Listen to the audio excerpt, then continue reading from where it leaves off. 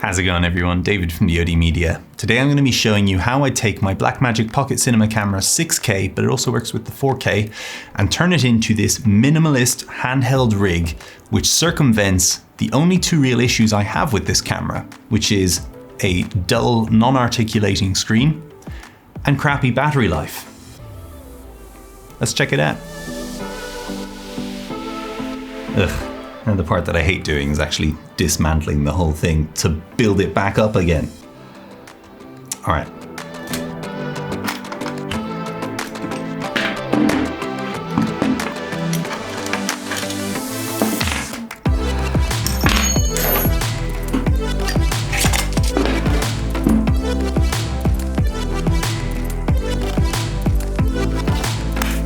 All right.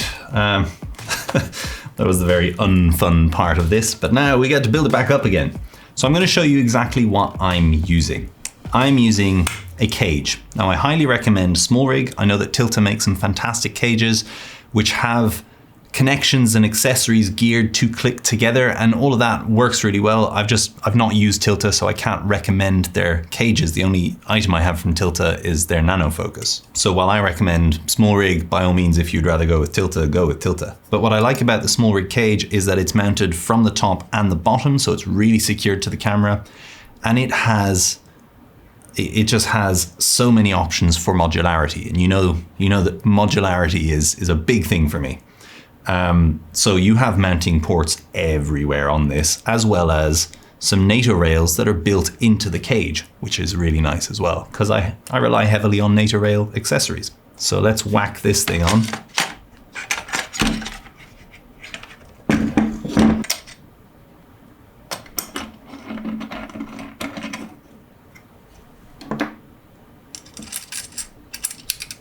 Now this one I'm gonna make sure is nice and tight, because I don't want any wiggle in this cage at all. And I don't plan on taking it off again anytime soon either. In fact, I haven't taken it off once since I first got it, apart from just now for this video, so there you go. All right, so now that this is caged, we have many options for accessorizing.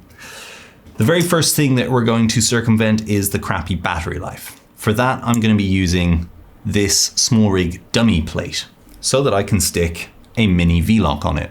Now this mini V-Lock is by a company called Yinchem. It's the Mini 99, which is a 99 watt-hour battery, and it's a 14 volt, I think. Yeah, 14.4 volt. It's a nice battery. I've done shoots for an entire day and not had to change that while it is powering the camera and the monitor. So if you have a couple of them, you're set. All right, so I'm going to mount this using these two ports here, which are closest to the entry of the V-Lock part. And I'm going to mount it on the top of the cage here, on the right of the cage, just using these two exterior threads. Now, the benefit of doing it this way is that, hang on, get this nice and tight. The benefit of doing it this way is that the edge of the camera and the edge of this plate are pretty much flush, and you've got this red thing which you can push in if you're mounting it on a gimbal.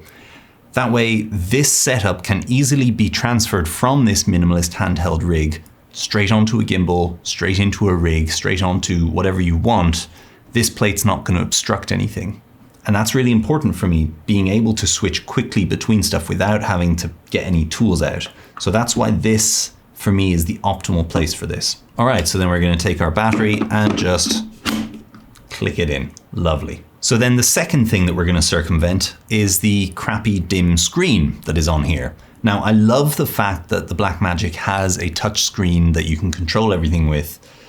It is super intuitive to use, but when you're recording, the screen is not nearly bright enough for me to feel confident that I am nailing focus and I'm nailing that exposure. Even using false colors, it's not bright enough for me to get a good sense of it. And so that's where I use an external monitor, which has a much higher brightness output. Now I'm using the Atomos Ninja 5 for a couple of reasons. The first one being that I already own it, so it makes sense for me to use it given that I own it.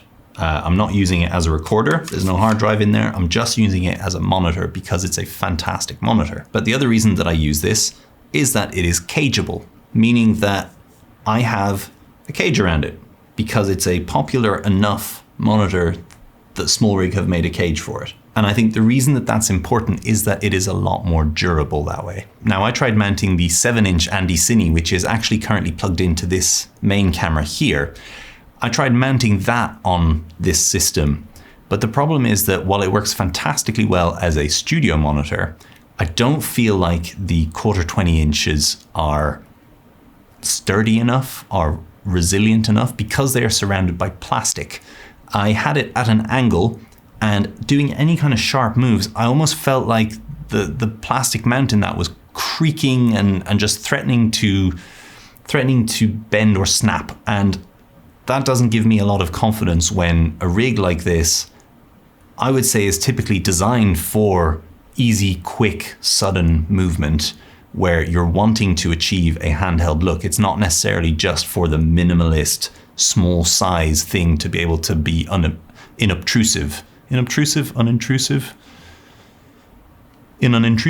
It's more for the style that this particular setup offers in terms of the image that you get. So with that in mind, I much prefer having a cageable rig. To me, it's a lot more solid.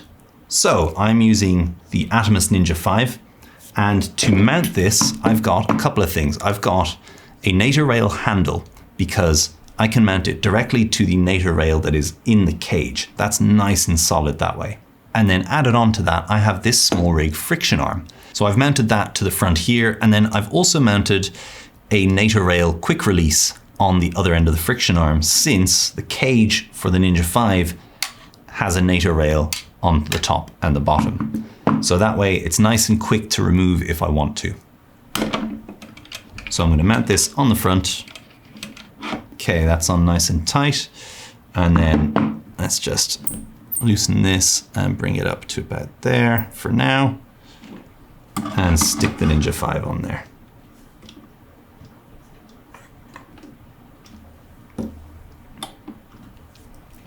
All right, so then the next thing that we want to add is our hard drive clamp. Because unless you're using the cards in this, typically you'll be recording to an external hard drive, and the little Samsung T5 drives are fantastic for this because they're tiny. Now, there's a few places that you could choose to mount this. You could have it here like I had in the start of the video. You could choose to mount it here, although this only gives you one point of contact, which isn't as good. Alternatively, you could also have it here, but then that risks obstructing your cables, so that's not great either. I think personally, while I like it here because it's the most solid layout, it does also interfere a little bit with the handling. So for that reason, I'm going to try sticking it over here, and I should be able to have a decent handling that way without getting in the way of any cables. Even though it's only one point of contact, that's fine. I'll just make it nice and tight so it's not going to be rotating anywhere.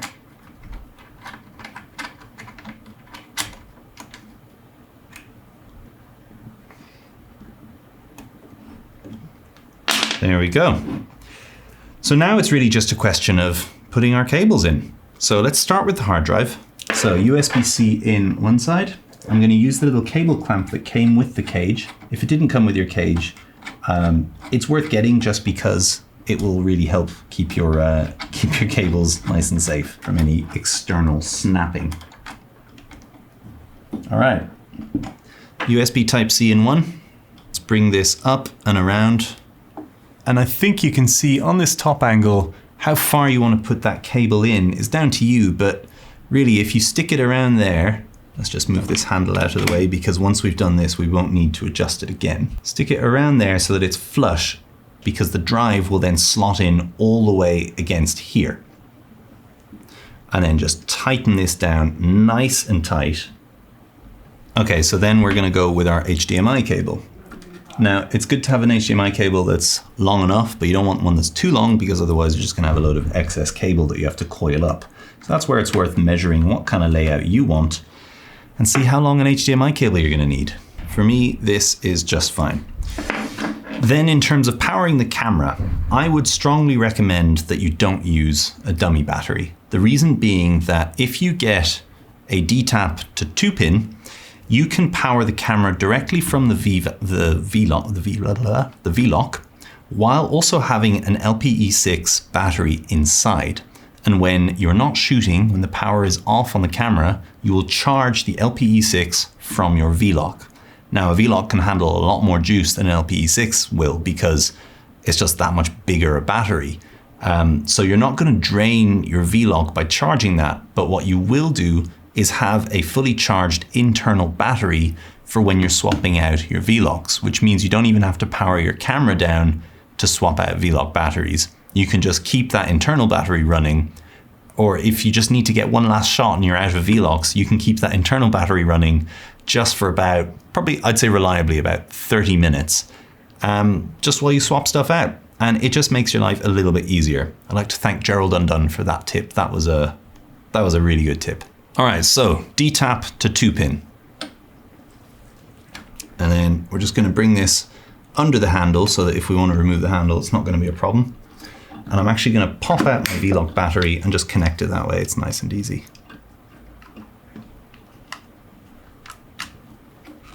All right.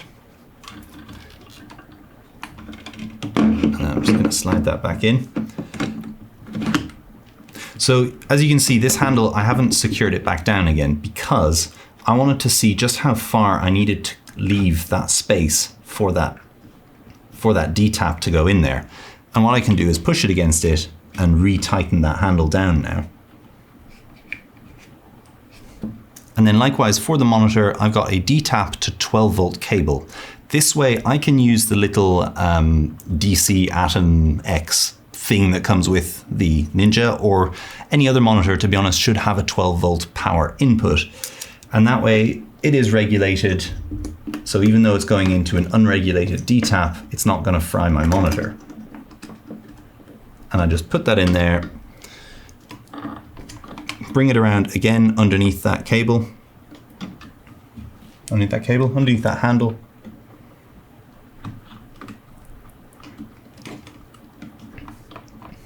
And then the last part is really just tidying up these cables a little bit.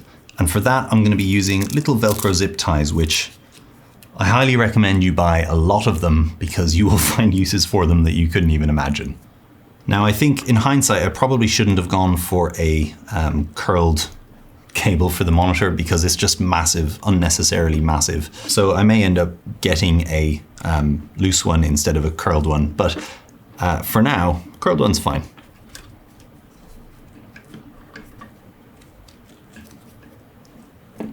Now, just for the sake of this video, I'm tying all of the cables together. But in a realistic scenario, I wouldn't be doing that because I want to be able, as I said in the beginning, to switch this from a handheld minimalist setup to a rig, to a gimbal, without having to use any tools or undo anything. And so for that reason, I would usually separate the USB-C cable from the rest of the cables, so that it's not zip tied together, so I don't have to undo any zip ties. But just for now, it looks prettier in the video, so I'm just gonna put them all together. But as I say, I wouldn't usually put the USB-C in there so that I can easily detach the battery and the handle that's holding the monitor from the camera system without having to impact on the USB-C. But there you go, that's looking pretty good. Let's power everything up. Okay, well, that is looking pretty sweet. Now, essentially, we've got a very minimalistic Blackmagic Pocket Cinema camera 6K or 4K that is circumventing the dull screen and the crappy battery without adding too much bulk to it. And that right there is my minimalist handheld setup. Now, I shot this next sequence using this kind of setup a little while back, actually, but I never ended up using it because the person that's in the video, who you may have seen in some of the product reviews for lenses that I did, she was a model based in Oxford who was just starting out, and unfortunately she is no longer with us because she was a victim of depression and ended up dying by suicide. And it took me a little while to decide whether I wanted to use that clip. I'd shared it on Instagram before, but whether I wanted to use that for this. And then I thought, you know what, she looks so great in it, and she was so happy to do that shoot and try out being on video, that I kind of thought it would be perfect for this. Her parents set up a fund with a mental health charity in the UK, which I'll leave a link to the description in if you're interested in giving any kind of donation there. And any kind of proceeds that I get from this video are going to go to that charity. So if you buy any of this gear using the links in the description, which are affiliate links, then any of that revenue will be going to that charity. I think we're living in some pretty tough times. And I think depression and mental health is affecting everyone, regardless of what background or socioeconomic profile you have. I think it's just really important to talk to people and to let people know how you're doing if you are struggling. So if you feel like you are drowning a little bit, make sure that you reach out to someone that you trust, who will listen to you, who can help you. So there we go. This one's for you, Toby. All right. If you enjoyed this video, give it a thumbs up, hit that subscribe button, ring that bell, and I'll see you next time. Cheers.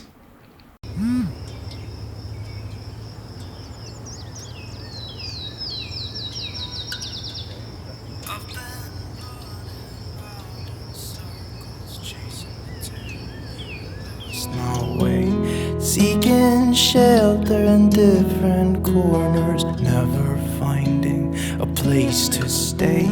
Somehow ended up here on the ground. Brother, help me up, I've fallen down. I know that I've hurt the ones that I hold dear, the ones I love. Thought that I would find the answers, drinking till my feet felt numb, just like Father did when I was young. I've been lost far too long. I can't see, I'm trapped in darkness. Life has turned